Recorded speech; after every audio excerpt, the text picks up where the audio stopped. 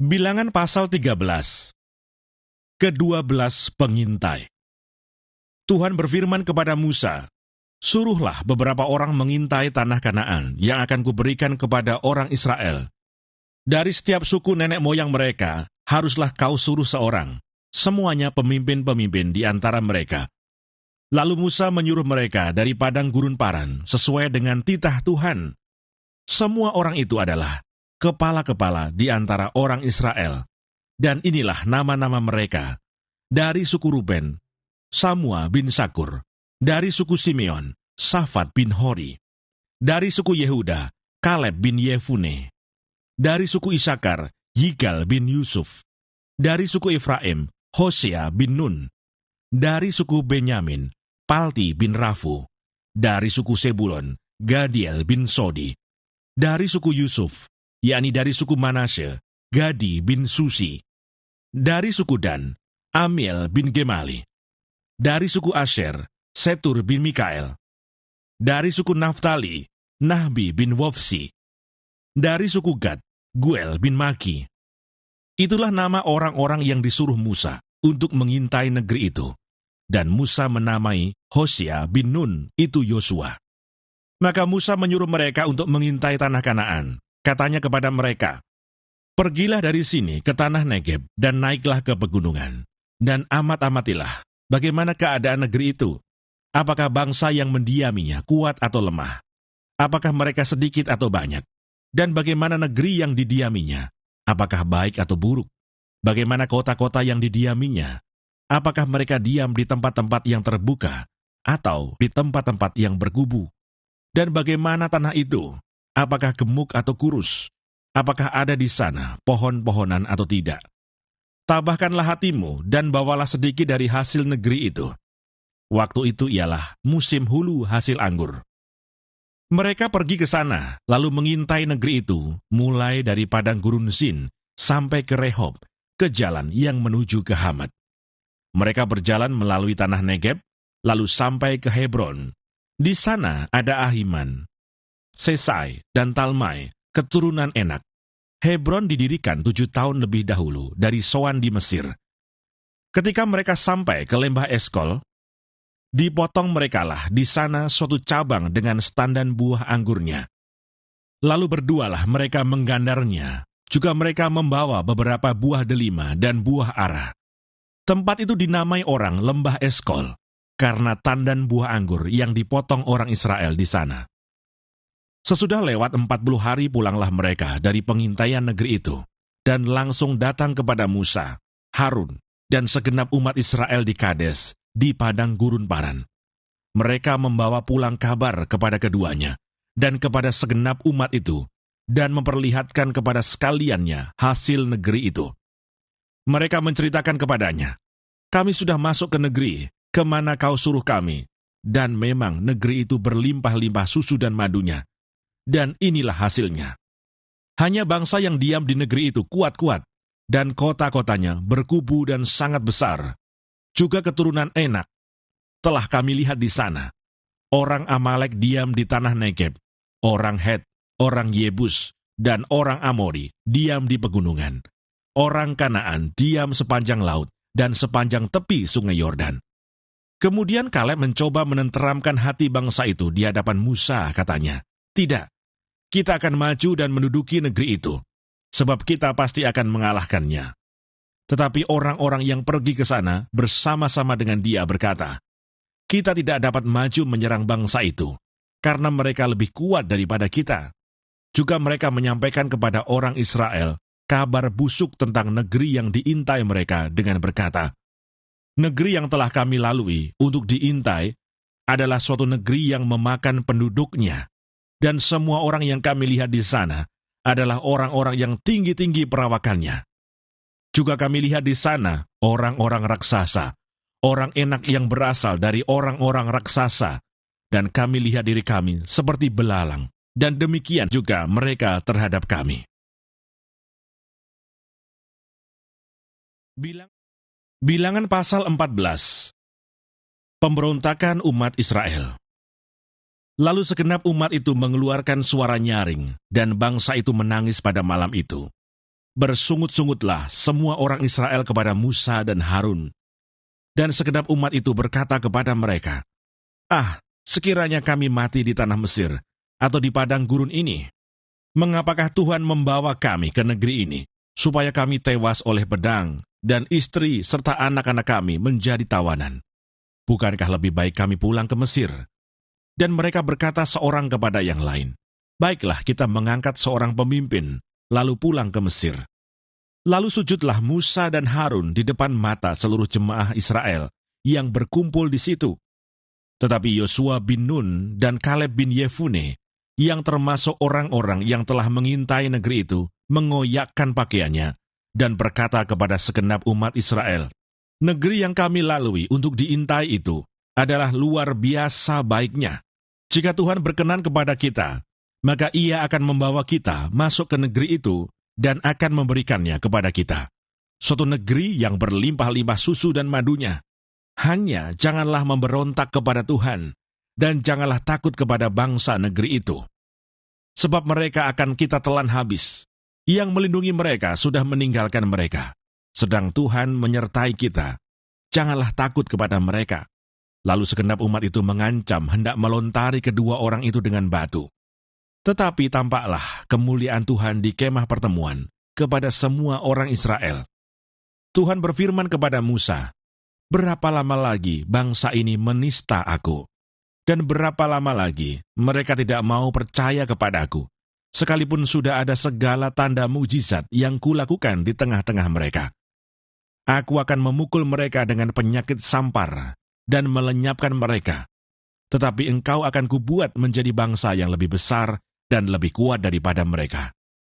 Lalu berkatalah Musa kepada Tuhan, "Jikalau hal itu kedengaran kepada orang Mesir, padahal engkau telah menuntun bangsa ini dengan kekuatanmu dari tengah-tengah mereka, mereka akan bercerita kepada penduduk negeri ini yang telah mendengar bahwa engkau, Tuhan, ada di tengah-tengah bangsa ini, dan bahwa engkau, Tuhan, menampakkan dirimu kepada mereka dengan berhadapan muka, waktu awanmu berdiri di atas mereka, dan waktu engkau berjalan mendahului mereka di dalam tiang awan pada waktu siang, dan di dalam tiang api pada waktu malam.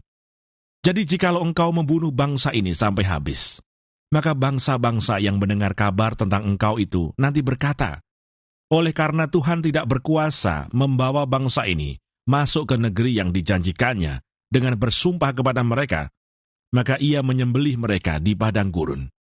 Jadi sekarang biarlah kiranya kekuatan Tuhan itu nyata kebesarannya, seperti yang kau firmankan. Tuhan itu berpanjangan, sabar, dan kasih setianya berlimpah-limpah. Ia mengampuni kesalahan dan pelanggaran, tetapi sekali-kali tidak membebaskan orang yang bersalah dari hukuman. Bahkan Ia membalaskan kesalahan bapa kepada anak-anaknya, kepada keturunan yang ketiga dan keempat. Ampunilah kiranya kesalahan bangsa ini sesuai dengan kebesaran kasih setiamu, seperti engkau telah mengampuni bangsa ini mulai dari Mesir sampai kemari. Berfirmanlah Tuhan, "Aku mengampuninya sesuai dengan permintaanmu. Hanya demi aku yang hidup dan kemuliaan Tuhan memenuhi seluruh bumi. Semua orang yang telah melihat kemuliaanku dan tanda-tanda mukjizat yang kuperbuat di Mesir dan di padang gurun, namun telah 10 kali mencobai aku, dan tidak mau mendengarkan suaraku, pastilah tidak akan melihat negeri yang kujanjikan dengan bersumpah kepada nenek moyang mereka. Semua yang menista aku ini tidak akan melihatnya. Tetapi hambaku Kaleb, karena lain jiwa yang ada padanya, dan ia mengikut aku dengan sepenuhnya, akan kubawa masuk ke negeri yang telah dimasukinya itu, dan keturunannya akan memilikinya. Orang Amalek dan orang Kanaan diam di lembah. Sebab itu, berpalinglah besok dan berangkatlah ke padang gurun, ke arah Laut Teberau." Lagi berfirmanlah Tuhan kepada Musa dan Harun, "Berapa lama lagi umat yang jahat ini akan bersungut-sungut kepadaku? Segala sesuatu yang disungut-sungutkan orang Israel kepadaku telah kudengar. Katakanlah kepada mereka, 'Demi aku yang hidup,' demikianlah firman Tuhan, 'bahwasanya seperti yang kamu katakan di hadapanku, demikianlah akan kulakukan kepadamu. Di padang gurun ini, bangkai-bangkaimu akan berhantaran, yakni semua orang di antara kamu yang dicatat, semua tanpa terkecuali yang berumur 20 tahun ke atas, karena kamu telah bersungut-sungut kepadaku, bahwasanya kamu ini tidak akan masuk ke negeri yang dengan mengangkat sumpah telah kujanjikan akan kuberi kamu diami, kecuali Kaleb bin Yefune dan Yosua bin Nun. Tentang anak-anakmu yang telah kamu katakan, mereka akan menjadi tawanan, merekalah yang akan kubawa masuk, supaya mereka mengenal negeri yang telah kamu hinakan itu. Tetapi mengenai kamu, bangkai-bangkaimu akan berhantaran di padang gurun ini, dan anak-anakmu akan mengembara sebagai penggembala di padang gurun 40 tahun lamanya, dan akan menanggung akibat ketidaksetiaan, sampai bangkai-bangkaimu habis di padang gurun. Sesuai dengan jumlah hari yang kamu mengintai negeri itu, yakni 40 hari, 1 hari dihitung 1 tahun, jadi 40 tahun lamanya, kamu harus menanggung akibat kesalahanmu, supaya kamu tahu rasanya, jika aku berbalik daripadamu. Aku, Tuhan, yang berkata demikian. Sesungguhnya aku akan melakukan semuanya itu kepada segenap umat yang jahat ini, yang telah bersepakat melawan aku. Di padang gurun ini, mereka akan habis, dan disinilah mereka akan mati. Adapun orang-orang yang telah disuruh Musa untuk mengintai negeri itu, yang sudah pulang dan menyebabkan segenap umat itu bersungut-sungut kepada Musa, dengan menyampaikan kabar busuk tentang negeri itu, orang-orang itu mati, kena tulah di hadapan Tuhan. Tetapi yang tinggal hidup dari orang-orang yang telah pergi mengintai negeri itu, hanyalah Yosua bin Nun dan Kaleb bin Yefune. Serangan ke bagian selatan gagal. Setelah Musa menyampaikan perkataan ini kepada semua orang Israel, maka berkabunglah bangsa itu dengan sangat. Dan keesokan harinya, bangunlah mereka pagi-pagi hendak naik ke puncak gunung sambil berkata, "Sekarang kita hendak maju ke negeri yang difirmankan Tuhan itu. Memang kita telah berbuat dosa." Tetapi kata Musa, "Mengapakah kamu hendak melanggar titah Tuhan? Hal itu tidak akan berhasil. Janganlah maju, sebab Tuhan tidak ada di tengah-tengahmu, supaya jangan kamu dikalahkan oleh musuhmu. Sebab orang Amalek dan orang Kanaan ada di sana di depanmu, dan kamu akan tewas oleh pedang. Dari sebab kamu berbalik membelakangi Tuhan, maka Tuhan tidak akan menyertai kamu." Meskipun demikian, mereka nekat naik ke puncak gunung itu. Tetapi tabut perjanjian Tuhan dan Musa juga tidaklah meninggalkan tempat perkemahan. Lalu turunlah orang Amalek dan orang Kanaan yang mendiami pegunungan itu dan menyerang mereka. Kemudian orang-orang itu mencerai-beraikan mereka sampai ke Horma. Bilangan pasal 15. Korban api-apian. Tuhan berfirman kepada Musa, "Berbicaralah kepada orang Israel, dan katakanlah kepada mereka, apabila kamu masuk ke negeri yang akan kuberikan kepadamu menjadi tempat kediamanmu, dan kamu hendak mempersembahkan korban api-apian bagi Tuhan, dari lembu sapi atau kambing domba, baik korban bakaran atau korban sembelihan, baik untuk membayar suatu nazar khusus, atau sebagai persembahan sukarela, atau pada waktu perayaan-perayaanmu, dan dengan demikian menyediakan bau yang menyenangkan bagi Tuhan. Maka orang yang mempersembahkan persembahannya itu kepada Tuhan, haruslah mempersembahkan sebagai korban sajian 1/10 eva tepung yang terbaik, diolah dengan 1/4 hin minyak, dan beserta korban bakaran atau korban sembelihan itu. Engkau harus juga mempersembahkan 1/4 hin anggur sebagai korban curahan untuk setiap ekor domba yang dipersembahkan. Tetapi jikalau persembahanmu itu seekor domba jantan, engkau harus mempersembahkan sebagai korban sajian 2/10 eva tepung yang terbaik, diolah dengan 1/3 hin minyak, dan sebagai korban curahan, haruslah kau persembahkan 1/3 hin anggur, menjadi bau yang menyenangkan bagi Tuhan. Dan apabila engkau mengolah seekor lembu, sebagai korban bakaran atau sebagai korban sembelihan, baik untuk membayar suatu nazar khusus, maupun sebagai korban keselamatan bagi Tuhan, maka beserta lembu itu haruslah dipersembahkan sebagai korban sajian 3/10 eva tepung yang terbaik, diolah dengan 1/2 hin minyak, dan sebagai korban curahan, haruslah kau persembahkan 1/2 hin anggur. Itulah korban api-apian yang baunya menyenangkan bagi Tuhan. Demikianlah harus diperbuat untuk setiap ekor lembu, dan untuk setiap ekor domba jantan, dan untuk setiap ekor domba atau kambing, berapapun jumlah hewan yang kamu olah, untuk setiap hewan itu harus kamu perbuat demikian juga. Setiap orang Israel asli haruslah berbuat demikian apabila ia mempersembahkan korban api-apian yang baunya menyenangkan bagi Tuhan. Dan apabila seorang asing telah menetap padamu, atau seorang lain yang tinggal di antara kamu, atau di antara keturunanmu kelak, hendak mempersembahkan korban api-apian yang baunya menyenangkan bagi Tuhan, maka seperti yang kamu perbuat, demikianlah harus diperbuatnya. Mengenai jemaah itu, haruslah ada satu ketetapan bagi kamu, dan bagi orang asing yang tinggal padamu. Itulah suatu ketetapan untuk selama-lamanya bagi kamu turun-temurun. Kamu dan orang asing haruslah sama di hadapan Tuhan. Satu hukum dan satu peraturan berlaku bagi kamu dan bagi orang asing yang tinggal padamu. Lagi berfirmanlah Tuhan kepada Musa, berbicaralah kepada orang Israel dan katakanlah kepada mereka, apabila kamu masuk ke negeri, kemana kamu akan kubawa, maka apabila kamu makan roti hasil negeri itu, haruslah kamu mempersembahkan persembahan khusus bagi Tuhan. Tepung jelaimu yang mula-mula haruslah kamu persembahkan sebagai persembahan khusus berupa roti bundar, sama seperti persembahan khusus dari hasil tempat pengirikanmu.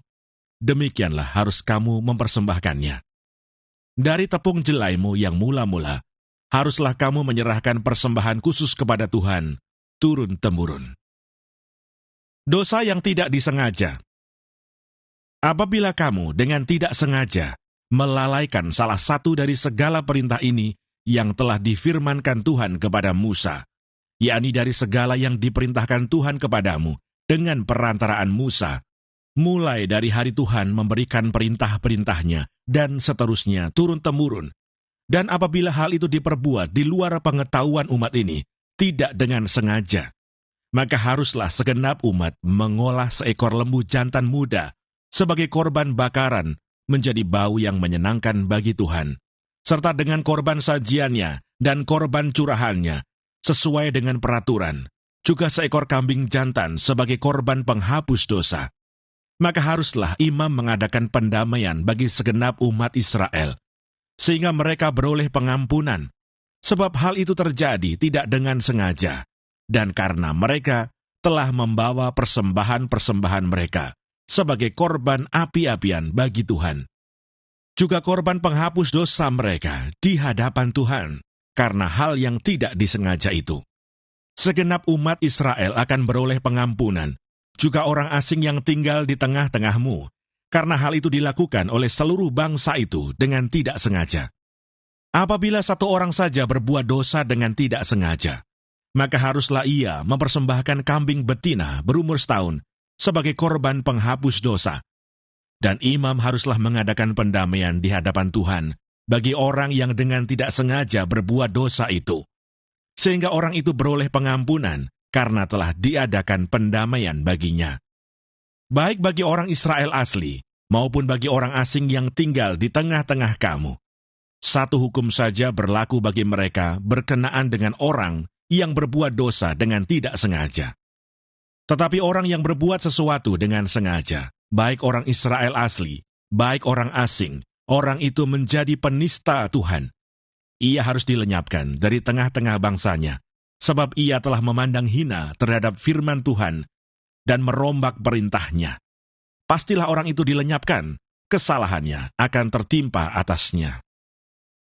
Orang yang melanggar peraturan Sabat. Ketika orang Israel ada di padang gurun, didapati merekalah seorang yang mengumpulkan kayu api pada hari Sabat. Lalu orang-orang yang mendapati dia sedang mengumpulkan kayu api itu, menghadapkan dia kepada Musa dan Harun dan segenap umat itu. Orang itu dimasukkan dalam tahanan oleh karena belum ditentukan apa yang harus dilakukan kepadanya. Lalu berfirmanlah Tuhan kepada Musa, orang itu pastilah dihukum mati. Segenap umat Israel harus melontari dia dengan batu di luar tempat perkemahan. Lalu segenap umat menggiring dia keluar tempat perkemahan. Kemudian dia dilontari dengan batu sehingga ia mati, seperti yang difirmankan Tuhan kepada Musa. Jumbai peringatan. Tuhan berfirman kepada Musa, "Berbicaralah kepada orang Israel dan katakanlah kepada mereka, bahwa mereka harus membuat jumbai-jumbai. Pada punca baju mereka turun-temurun, dan dalam jumbai-jumbai punca itu haruslah dibubuh benang ungu kebiru-biruan.